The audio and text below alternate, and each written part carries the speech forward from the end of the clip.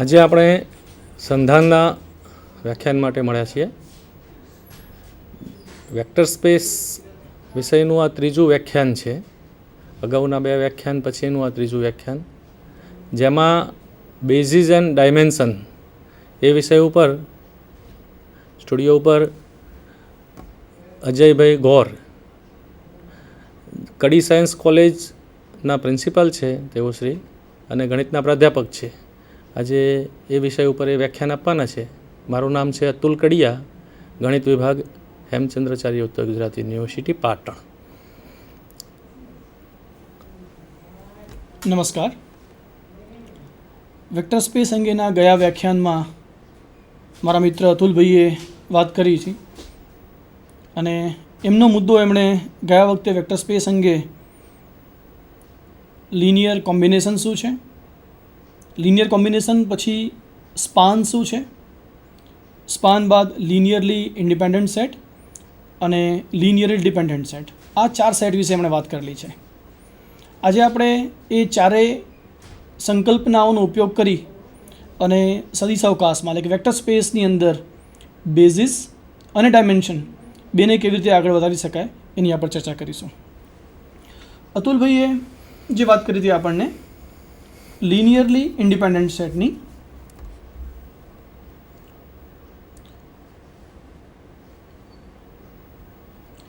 Linearly independent સેટની એક જે સંકલ્પના હતી કે જો વેક્ટર સ્પેસ એસની અંદર આપણને કોઈ x1, x2, x3 up two xn એવો કોઈ લિનિયરલી ઇન્ડિપેન્ડન્ટ સેટ આપેલો હોય, x એ વેક્ટર સ્પેસ વીનો કોઈ પણ એક વેક્ટર હોય, અને જો આ એક્સને આ લિનિયરલી ઇન્ડિપેન્ડન્ટ સેટના લિનિયર કોમ્બિનેશન એટલે કે alpha1 x1 plus alpha2 x2 up to alpha n xn દ્વારા દર્શાવી શકાય, તો આ કિસ્સામાં મળતો નવો સેટ જેને આપણે એસ ડેશ કહીએ, તો આ એસ ડેશ જેમાં x હોય, x1, x2 up to xn, જો આ સેટ લઈએ તો આપણને મળતો સેટ એસ ડેશ એ હંમેશા લિનિયરલી ડિપેન્ડન્ટ મળશે. આની વિગતવાર ચર્ચા અતુલભાઈએ ગયા વખતે કરેલી હતી. ફરીથી આપણે ત્યાં રિમાઇન્ડ કરું છું કે બેઝિસ અને ડાયમેન્શનની અંદર આની આપણને ખાસ જરૂર પડશે. ફરીથી એકવાર કે જો કોઈ પણ લિનિયરલી ઇન્ડિપેન્ડન્ટ સેટની અંદર વેક્ટર સ્પેસના કોઈ સદિશને લિનિયરલી ઇન્ડિપેન્ડન્ટ સેટના બધા જ સદિશ દ્વારા લિનિયર કોમ્બિનેશન દર્શાવી શકાય, તો એને ઇન્ક્લુડ કરતો સેટ એ હંમેશા લિનિયરલી ડિપેન્ડન્ટ બનશે. આના કરતાં બિલકુલ ઊંધી વાત કરીએ આપણે કે જો કોઈ સેટ એસ એ સદિશ અવકાશની અંદર એટલે કે x1, x2, x3 up two xn એ માની લો કે લિનિયરલી ડિપેન્ડન્ટ હોય, તો કહી શકાશે કે આ વેક્ટર સ્પેસના કોઈ પણ એક વેક્ટરને જ્યાં જો x1 એટલે કે પહેલો સદિશ એ શૂન્ય સદિશ ન હોય, તો એમાંના કોઈ પણ એક સદિશ xi ને તેની આગળના તમામ સદિશ એટલે કે x1, x2, x3 up to xi-1ના લિનિયર કોમ્બિનેશન દ્વારા દર્શાવી શકાય છે. એટલે કે બે વસ્તુ આપણે વાત કરીશું. એક લિનિયરલી ઇન્ડિપેન્ડન્ટ સેટની અંદર જેના દ્વારા દર્શાવી શકાય લિનિયર કોમ્બિનેશનથી એવો સદિશ ઉમેરવાથી લિનિયરલી ડિપેન્ડન્ટ બને છે. જ્યારે લિનિયરલી ડિપેન્ડન્ટ સેટની અંદર જો પહેલો સદિશ એ શૂન્ય સદિશ ન હોય, તો એમાંના કોઈ પણ એક સદિશને એની આગળના સદિશના લિનિયર કોમ્બિનેશન દ્વારા દર્શાવી શકાય છે. આજના મુદ્દાની શરૂઆત કરીએ આપણે. આજનો મુદ્દો છે આપણો basis.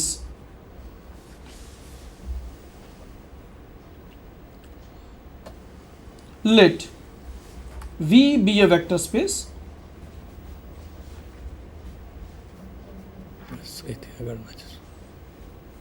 and B is equal to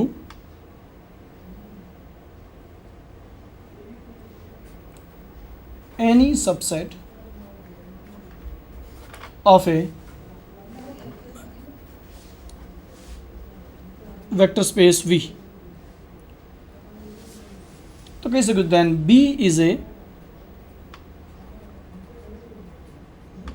basis of V if we are given two conditions. First, the span of B must be equal to V. And the second thing, the set B must be linearly independent. So these are two conditions to find a basis of any vector space. Once again, let me repeat. If V is a vector space and if B is any non-empty subset of a vector space V, then we call this B as a basis of V if this B span the whole vector space B and this B is linearly independent set. Let us consider a very simple example. If we consider a real line R, we know the elements of R are 0, 1, 2 and negative elements, all integers, this real number. Then using this 1 we can generate any number on the real line R. Same way, if we consider a vector space R2, then with the help of 1, 0 and 0, 1 we can generate the whole vector space R2. In the same way, if we take R3 as a vector space, then if we take vector 1, 0, 0, 0, 1, 0 and 0, 0, 1. Using these three vectors, we can generate the whole vector space R3. If we say this one as E1, then B is equal to E1 will be the basis for R. If we take E1 is equal to 1, 0, E2 is equal to 0, 1, then the set B is equal to 1, 0 and 0, 1 will be the basis for R2.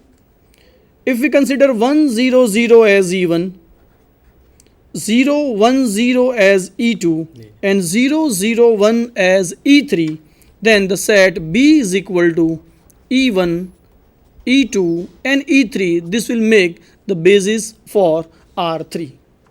Now in general, if we think for a vector space Rn, if we take E1 is equal to 1, 0, 0 to n coordinates, E2 is equal to 0, 1, 0 and En as 0, 0, 0 to n, then this E1, E2, E3 up to En will be the basis for Rn. So hence by this way all these vectors are linearly independent, as well as using these vectors we can generate the whole vector space Rn. Now as we know that these are the standard bases, so we call all these bases as the standard basis for Rn.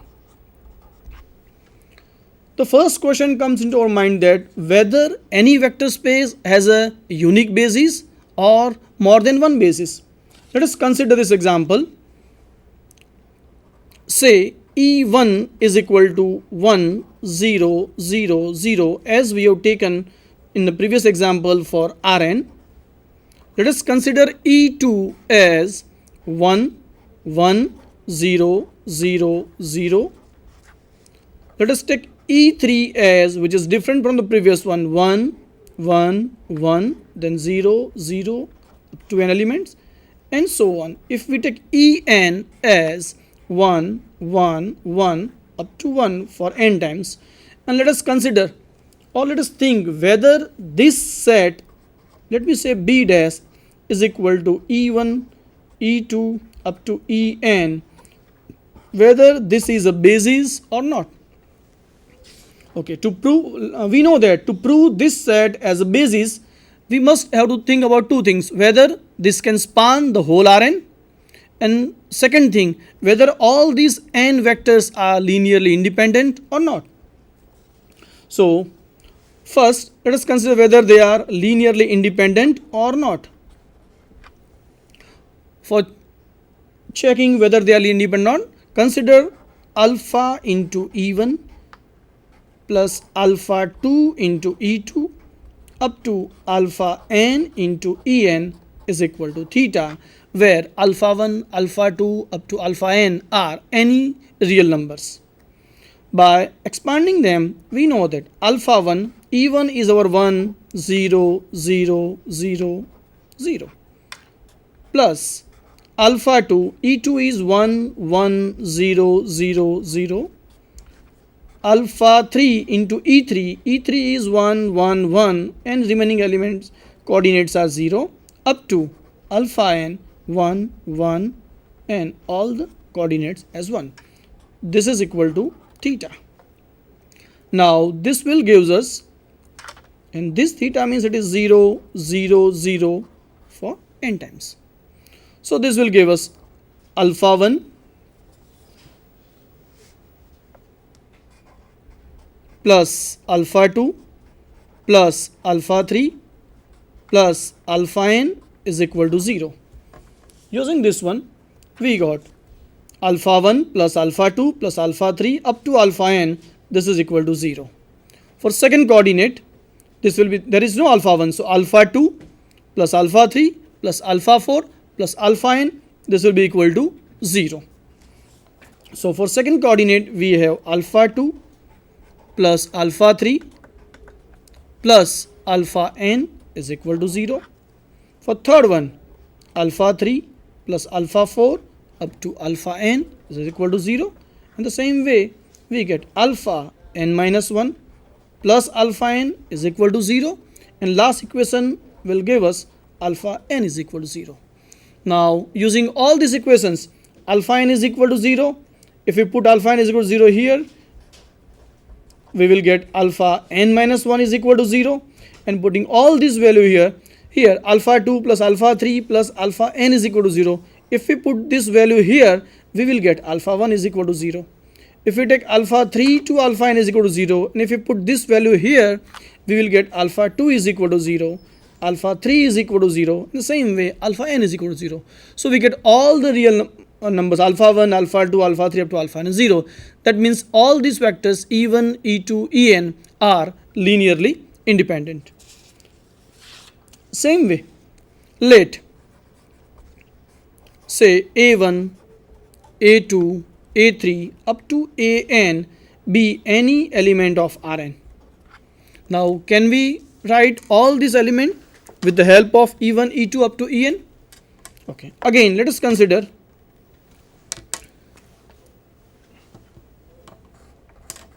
A1, A2 up to An, and the linear combination of all these vectors, now we know that it is alpha 1 plus alpha 2 up to alpha n. The second coordinate is alpha 2 plus alpha 3 up to alpha n, and the last coordinate is alpha n. So we get alpha 1 plus alpha 2 up to alpha n is equal to A1. For the second coordinate, alpha 2 up to alpha n is equal to A2. Alpha 3 plus alpha 4 up to alpha n, that is equal to A3. And finally, alpha n minus 1 plus alpha n is equal to An minus 1, and alpha n is equal to An. Again, the same way, if we put alpha 2 plus alpha 3 plus alpha n, this is equal to A2, and if we put this value here, we get alpha 1 is equal to A1 minus A2, because this value is A2. Same way, if we put the value of alpha 3 plus alpha 4 plus alpha n as A3 in this equation, we get alpha 2 is equal to A2 minus A3, and so on, and finally we get alpha n is equal to An. So we get all the values of alpha 1, alpha 2, alpha 3 up to alpha n in terms of A1, A2, A3 up to An. So that's why we can say that this set E1, E2 up to En is a linearly independent set, as well as this can span the whole Rn. So we can say this E1, E2, E3 is also a basis. So now for Rn, we get two different bases. The first one, that was 1, 0, 0, 0, 0, 0, 1, 0, 0, 0, all this one. And the another basis we got, that was 1, 0, 0, 0, 1 1 0 0 0 up to n times, 1 1 1 up to n times, all this, and this is not a standard basis. That means we can conclude that any vector space may have more than one basis. So the first thing, any vector space may not have unique basis, it may have more than one basis, 1 2 3 and infinite number of bases. Again, the second question arises in our mind that can number of elements in any basis are equal or they are different. So before going toward that, we will think a new concept of a linearly dependent set, or whether it is set a dependent or not. Let us check that. Suppose we are given that V is a vector space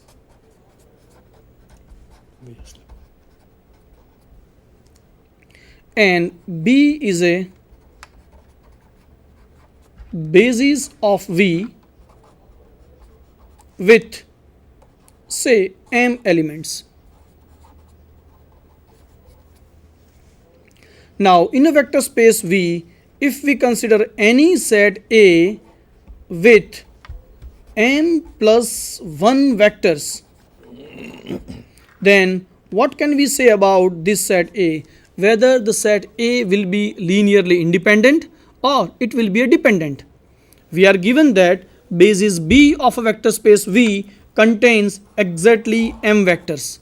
The question is then that any set in this vector space with m plus 1 element will have which one of property, whether they will be linearly independent or dependent.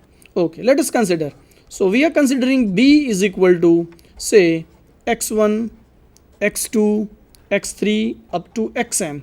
Let us say this is a